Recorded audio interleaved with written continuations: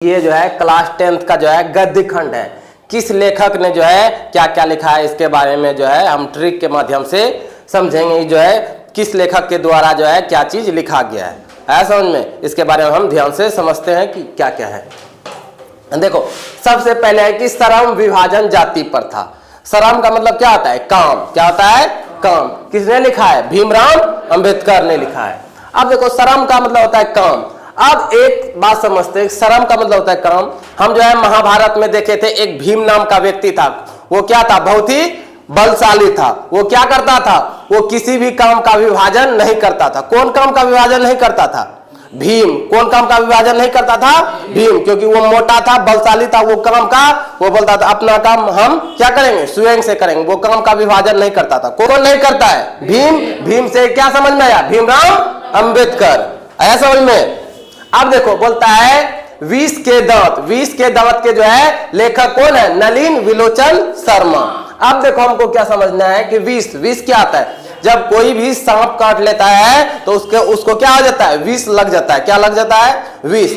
अब विष लगने के बाद आदमी का शरीर क्या हो जाता है? नीला पीला हो जाता है। क्या होता है? नीला हो जाता है। अब समझना है कि जब सांप काटता है, जब विष जाता है, विष से शरीर क्या हो जाता है? नीला पीला हो जाता है ना। नीला पीला से क्या आता है? नो से नलिन विलोचन शर्मा। आया समझ में? नीला पीला हो जाता है शरीर। क्या हो जाता है? विष को काटने से, मतलब सांप को काटने से शरीर नीला हो जाता है। नीला से क्या हो जाए? नलिन विलोचन शर्मा। आया समझ में?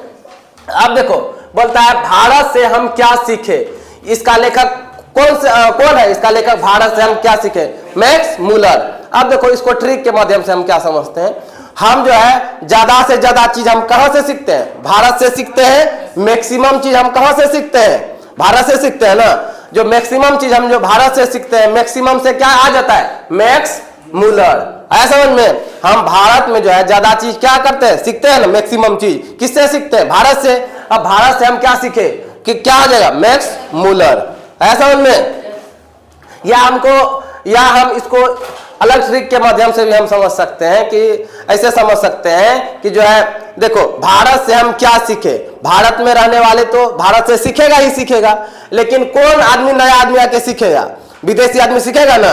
विदेशी आदमी का नाम क्या आता है? Max Muller. ये देखो यहाँ का नाम क्या आता है? राहुल मोहन सोहन। मैक्स मुलर यहाँ का भारत का नाम होता है क्या? नहीं होता है। इसीलिए हम इसको ट्रिक के माध्यम से समझ लेंगे कि जो है भारत में रहने वाला व्यक्ति तो भारत से सीखता ही है, समझ गया। लेकिन दूसरा देश से आने वाला व्यक्ति क्या आता है? अंग्रेजी नाम होता है। अंग्रेजी नाम क्या आता है? Max Muller. आया समझ में? अब क्या होता है देखो बोलता है नाखून क्यों बढ़ते हैं। इसके लेखक कौन है? हजारी प्रसाद द्विवेदी। कौन है? हजारी प्रसाद द्विवेदी।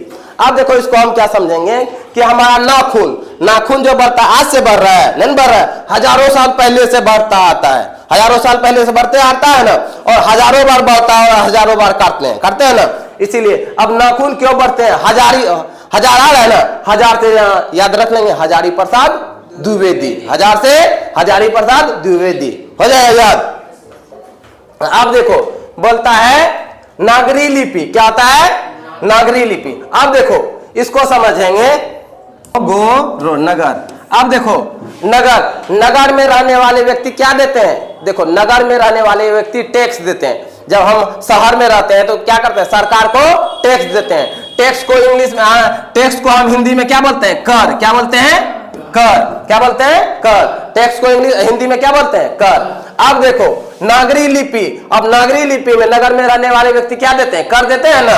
अब यहाँ पे हो जाएगा क्या आ जाएगा? गुना कर। ऐसा समझ में? नगर में रहने वाले व्यक्ति क्या देते हैं? कर देते हैं, टैक्स देते हैं। टैक्स का हिंदी क्या आता है? कर। अब कर से क्या हो जाएगा? गुना कर। ऐसा समझ में?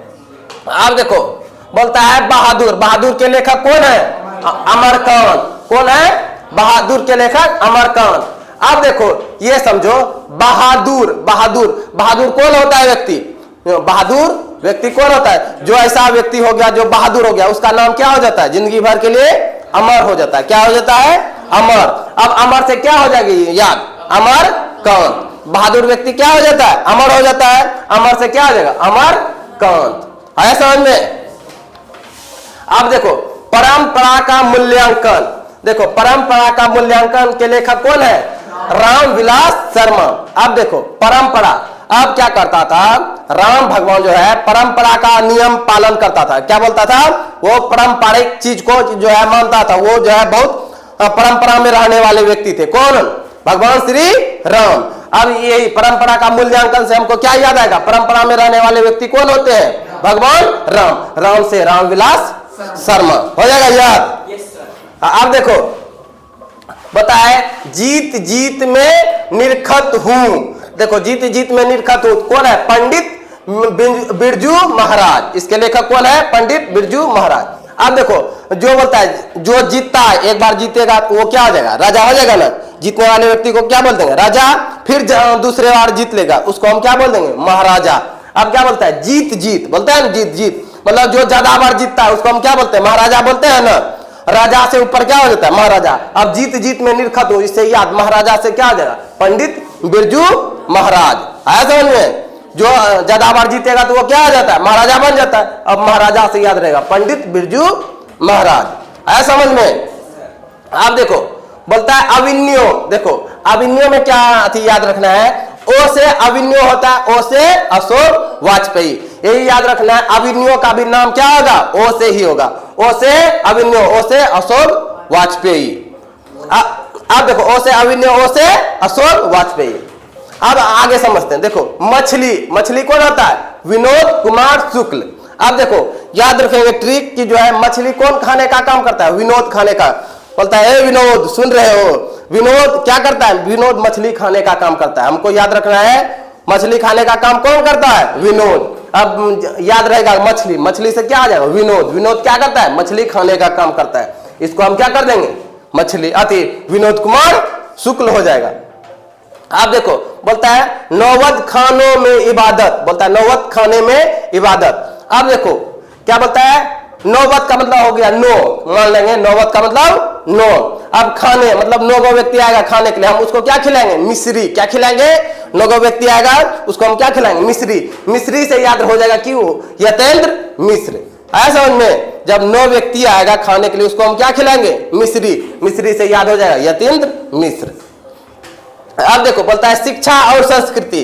अब इसको हमको शिक्षा और संस्कृति कौन लिखा है, महात्मा गांधी। अब हम समझेंगे कि हमको शिक्षा और संस्कृति मतलब जो है शिक्षा देने वाला और संस्कृति देने वाला जो है कौन व्यक्ति थे, महात्मा गांधी। क्योंकि जो है देश आजाद करवाने में महात्मा गांधी का क्या था, बहुत ही योगदान था। इसीलिए उसका क्या आता है, पैसे पे उसका जो है बापू के नाम से स्टिकर चिपकाया हुआ रहता है। क्योंकि वो हमको क्या दिया है, शिक्षा दिया है। और संस्कृति मतलब जो है हमारे गांव समाज में हम किस तरह से रह सकते हैं उसके बारे में हमको जो है ज्ञान दिया है। शिक्षा और संस्कृति कौन दिया है, महात्मा गांधी। याद हो जाएगा।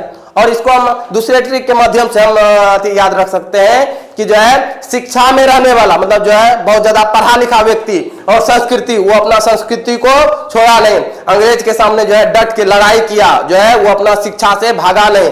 उसके बाद ज्यादा ज्ञान रहने के बाद अंग्रेजों को क्या कर दिया, लाठी से ही मार के जो है भगा दिया। बुद्धि के दम से ही क्या कर दिया, अंग्रेज को मार के भगा दिया। अब शिक्षा और संस्कृति, शिक्षा और संस्कृति के लेखक कौन हो जाएंगे, महात्मा गांधी।